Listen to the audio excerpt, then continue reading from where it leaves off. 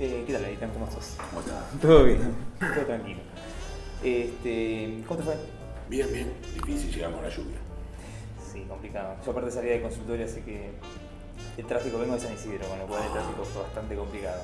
Nosotros lo que hacemos es trabajar sobre el problema que se mantiene actualmente, digamos. O sea, nos especificamos mucho sobre eso. Entonces, por ejemplo, viene la persona y hago un análisis de ese tipo y yo lo que hago es darles una devolución, de explicarles por qué pienso que pasa lo que pasa y discutirlo con el paciente. Y después le puedo dar ejercicios, por ejemplo, si la persona necesita poder trabajar ciertas cosas, le puedo dar ejercicios de relajación o ejercicios de relajación por respiración, por relajación muscular o lo que sea, o bueno, técnicas particularmente cognitivas como modificación de pensamientos, si para eso tenés que ver si el pensamiento es racional o no, etc. Después modificaciones capaz que son puramente conductuales.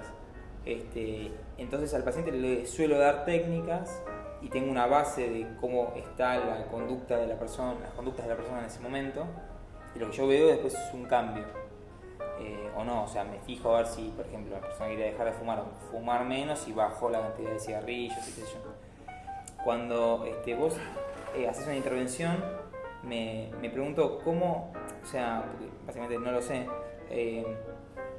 ¿vos qué haces? ¿Cómo le devolves al paciente este tipo de cosas? O sea, básicamente cómo le planteas. Claro, es muy diferente, muy diferente, muy diferente. Primero que nosotros, o para nosotros, yo voy a hablar por mí como psicoanalista, sería una imprudencia estar representando un grupo tan heterogéneo.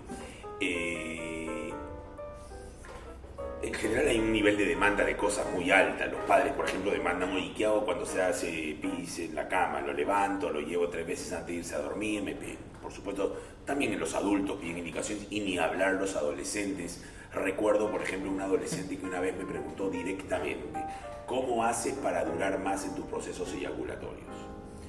Y te cuento que le devolví. Le devolví que él tenía la creencia en que yo tenía un gran Kama Sutra en mi mente para saber un poco cómo regular mi vida sexual y que lo que le es difícil a él es vivir sin Kama Sutras y fórmulas o principios generales para ver cómo se eyacula, cómo se estudia, cómo se ama, cómo se elige una vocación. Por ejemplo, para dar cuenta de algún tipo de intervención. Por supuesto, me encantaría tener un Kama Sutra a mí también para saber cómo regular, pero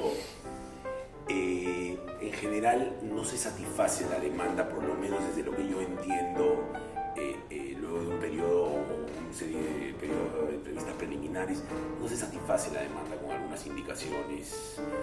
No se da algún tipo de recomendación, por lo menos yo no suelo hacerlo, salvo haya una situación puntual. Oye, estoy golpeando a mi... Bueno, eso no lo haga. Pero más desde el orden del sentido común. Pero lo que se intenta generar es un campo para poder atender, pensar y sobre todo destotalizar. Porque la gente viene con versiones totales. Esto me pasa y me pasa por esto y por esto. La propuesta, creo yo, es un poco destotalizar, complejizar algo que está como un tanto compacto. Una cosa que haría es descartar que no tenga eyaculación precoz, por ejemplo. Porque por capaz te pide... Sí.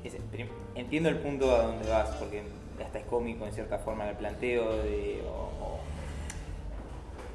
o extraño el hecho de considerar que vos sí, o sea, el planteo que te hizo es muy particular, o sea, vos cómo haces, cómo sabe que vos haces lo que él piensa que vos haces, o sea, pero digo, ¿no descartarías primero que el chico tenga que sea eyaculador precoz, por ejemplo? Yo no, yo creo que no haría ese descarte. Tampoco haría una anamnesis demasiado rigurosa en términos de cuánto tiempo viene con algún problema eyaculatorio. No sé si haría eso. Okay. Iría recolectando a medida que vaya apareciendo con esa atención un poco dirigida, más bien en una posición flotante, bastante receptiva. Y ahora se me ocurría yo también preguntarte algo desde la ignorancia porque yo no entiendo. Cuando tú das algún tipo de indicación o algún tipo de orientación y de repente después de un tiempo mides cambios o evalúas cambios,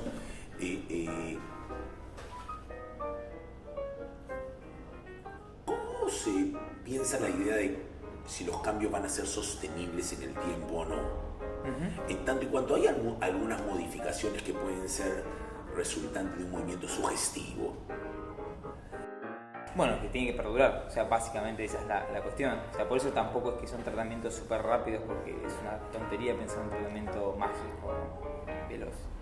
O sea, en realidad, justamente lo que haces es un seguimiento del paciente. Dar una buena psicoeducación. La psicoeducación es explicarle al paciente el problema, y en el caso, por ejemplo, de que el paciente tenga una fobia, explicarle qué son las fobias, o sea, cuál es la frecuencia que tienen, o sea, en el resto de la población, sacar un montón de mitos que tenga la persona referido al tema, básicamente darle una evolución y conciencia de lo que pasa. Una vez que se le explica todo eso, se le explica cuáles son los pasos de tratamiento. Y en ese caso lo que se le da sí es técnicas de relajación. En algunos casos se dan técnicas cognitivas si es que la persona tiene miedos que son irracionales, como por ejemplo el miedo a volar. O sea, la gente le tiene miedo a volar pero no tiene miedo a andar en el auto, y hay muchísimos más accidentes de autos que de aviones. Pero en muchos casos la gente sabe que no tiene ningún miedo. Y después lo que se hace es, bueno, explicarle lo que va a ser la desensibilización sistemática, que es esto de imaginarse, por ejemplo, que hace una escala de qué situación le da más miedo y cuál menos y cuál más, y empezar a emparejar las situaciones atemorizantes con relajaciones.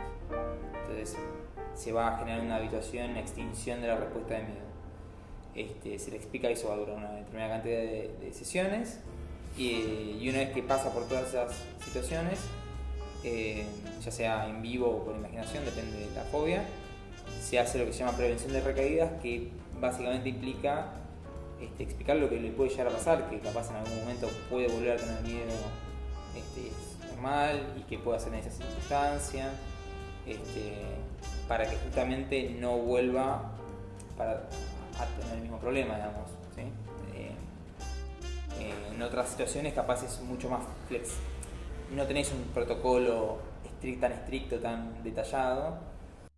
Yo pregunto también desde cierta ignorancia si no es un factor la idea de psicoeducar, un factor propenso a caer en algún tipo de terreno asociado a prácticas de poder en las relaciones entre el terapeuta y el paciente.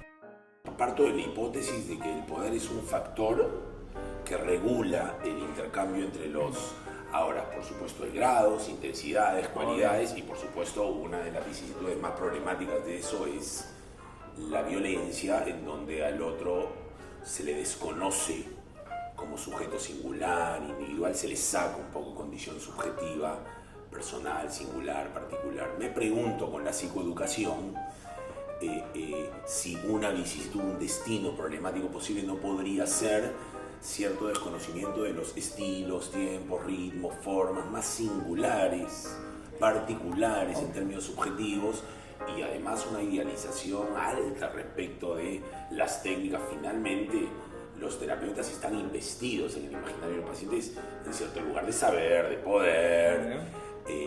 Pero bueno, esto puede tener como vicisitudes diversas, por eso preguntaba, el concepto de educación es un concepto ahí